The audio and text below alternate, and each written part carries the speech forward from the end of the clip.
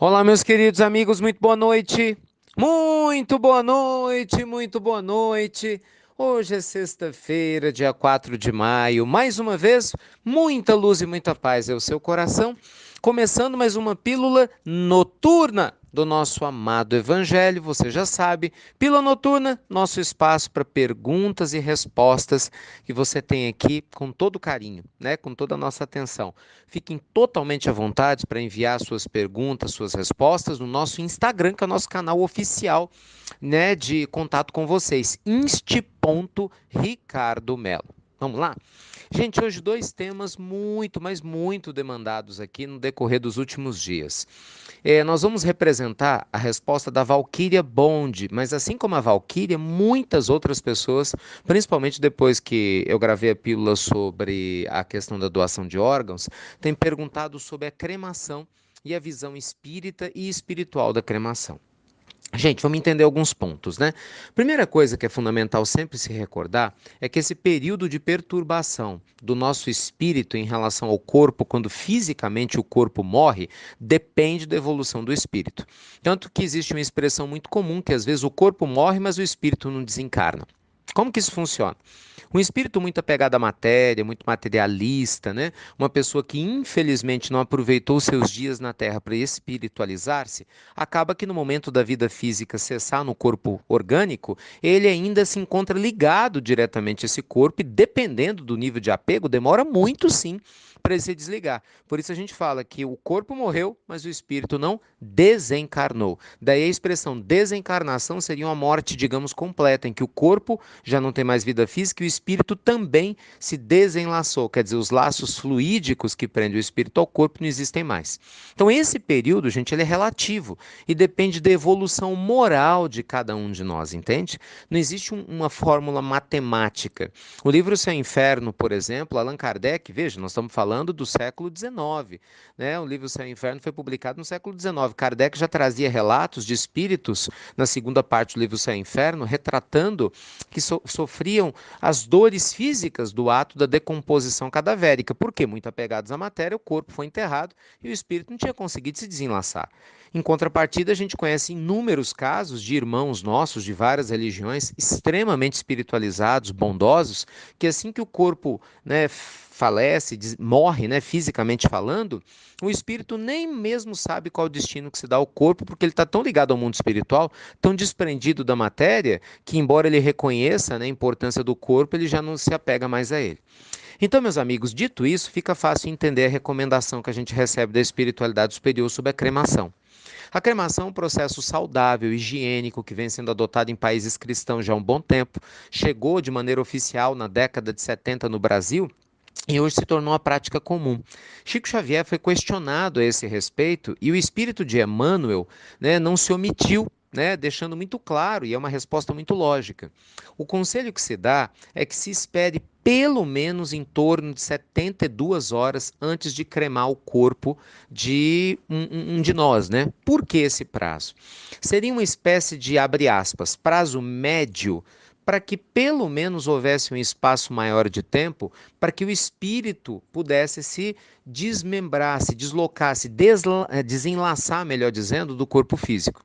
Ainda assim, levando em consideração que esse prazo, claro, pode ser muito maior ou pode ser muito menor, dependendo da evolução moral do ser.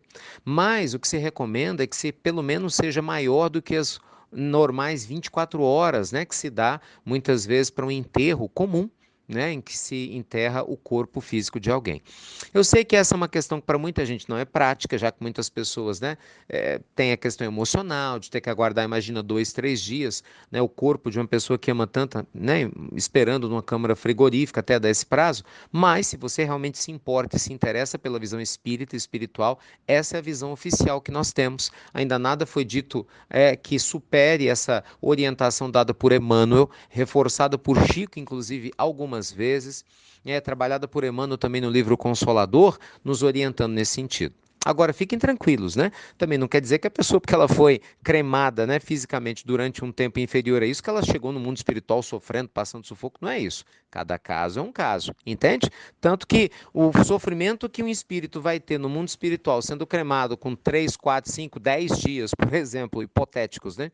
Ou fosse enterrado 10 dias depois, se ele for pegar da matéria, vai sofrer do mesmo jeito, mas não porque foi cremado ou enterrado, mas porque, infelizmente, ainda não se espiritualizou. Por isso, ao invés de a gente se preocupar com a forma como vai se dar a nossa morte, foi o que falamos na doação de órgãos. Nós temos é que nos preocupar com a maneira como nós estamos vivendo hoje. Tá certo? Segunda pergunta, gente, diz respeito ao autismo, é pergunta da Lília Maia, que também nos pergunta lá no Instagram a visão espírita do autismo. Gente, a visão espírita e espiritual do autismo é a mesma que se dá para todos os tipos de paralisia cerebral ou de deficiência física, né, seja quais forem. O espírito passa por uma prova, né, inerente às necessidades do seu ser interior, que pode ter, enfim, usado mal a sua inteligência na vida passada. Segundo Chico Xavier nos conta, inclusive, num depoimento que é público, numa entrevista da Hebe Camargo e a Nair Belo, né, que está público no YouTube, vocês podem assistir essa entrevista, que muitas das crianças, pessoas que têm problemas de paralisia cerebral, de autismo, de várias problemáticas, são companheiros que se suicidaram na vida anterior, muitas vezes prejudicando o próprio corpo, né, e o cérebro, dando tiros, e acabam reencarnando com essa deficiência física.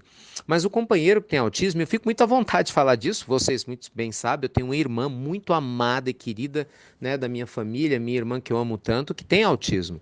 É um presente grande, porque independente do que esse espírito fez no passado, ele está agora se espiritualizando, não é? E dá oportunidade para a família também se espiritualizar. Porque assim como no caso do autismo, né, em outros casos de paralisia cerebral ou de deficiência física, também é um convite para a família, não é verdade, meus amigos, que recebe esse companheiro, essa companheira querida, a amar, a exercitar a paciência, o carinho, a doação, já que esses companheiros nossos, né, esses irmãozinhos, demandam um nível de atenção maior do que uma pessoa, né, que está plenamente, digamos, consciente, dona das suas faculdades mentais e físicas, não é verdade?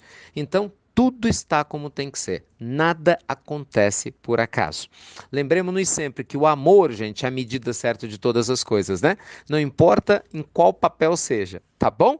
Então que Jesus abençoe vocês nessa sexta-feira. Aproveitem bastante o final de semana. Continuem enviando suas dúvidas, seus comentários. Inste ponto Ricardo Melo e na medida do possível nós vamos responder para vocês aqui com todo carinho, tá certo? E olha, lembrando, hein? Você já é um divulgador das Pílulas do Evangelho?